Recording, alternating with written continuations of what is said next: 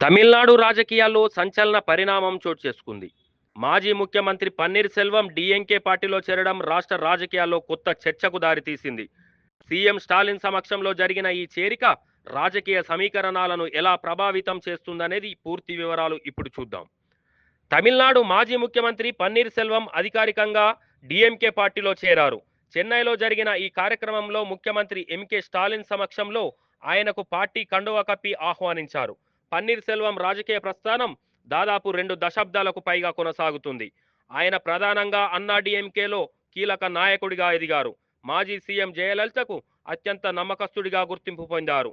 జయలలిత అనారోగ్య సమయంలో మరియు మరణానంతరం 3 సార్లు ముఖ్యమంత్రిగా బాధ్యతలు నిర్వర్తించారు. అయితే జయలలిత మరణం తర్వాత అన్నా డీఎంకేలో అంతర్గత విభేదాలు తీవ్ర రూపం దాల్చాయి.